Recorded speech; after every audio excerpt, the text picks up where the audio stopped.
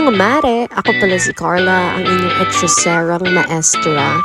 Samahan niyo kami sa pag-travel at pag-beach hopping sa lugar ng Santa Fe. Ready ka na ba? Alam ko, nasa bahay ka lang kaya panoorin yung video na ito. Isa talaga sa nakakapagod kapag nagta-travel vlog ka na ito is yung pagda-drive ng motor at mas nakakapagod kapag nalaman mong iniwanan ka nila. Sabi nila sabay-sabay, pero bakit may nangiiwan? Alam niyo bang masakit talagang maiwan? At malapit na talaga kami sa aming pupuntahan. Ang aming first na stopover ay ang Kiwi Beach Resort.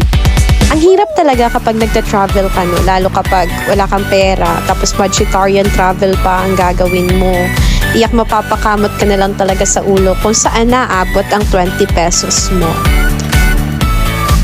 Nakakatuwa rin kasi na mag-travel ng hindi pinaplano kasi so far, ang mga unplanned travels ko, yun ang madalas na nagiging makatotohanan, hindi nagiging drawing. Unlike na kapag pinaplano nyo talagang magbabarkada, nagplano na kayo, nagset na kayo ng date, nagset na kayo ng mga outfit, pero in the end, hindi naman pala mangyayari yung mga ganong travel. So far, sa lahat ng mga barkada ko dyan na nakikinig ngayon, sana talaga makulayan na yung drawing natin.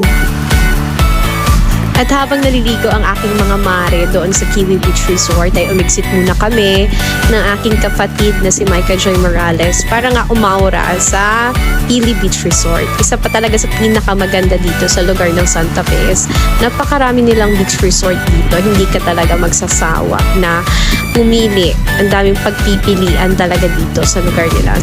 So, nandito na nga kami sa Kiwi Beach Resort, which is merong pool, may maputing buhangin, may napakagandang dagat, payapa ang paligid, may pagkain, at wala ka ng entrance na babayaran kapag nag-order ka sa kanila ng pagkain.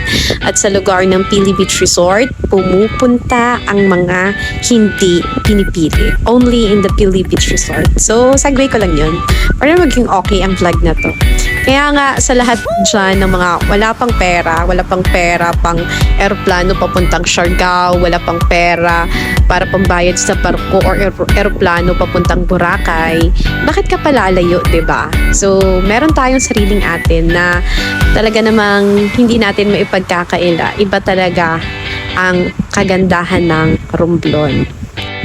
Kaya sa mga mahihilig din mag-travel dyan at wala ka pang pera, kasi may pinaglalaanan kang bayarin or may pinaglalaanan ka para sa pera na yan, bakit ka palalayo? Dito sa Romblon, kayang-kayang ibigay kung ano expectation mo. So hanggang sa muli, ako si Carla, ang inyong lakwatserang maestra. Maraming salamat sa panunood!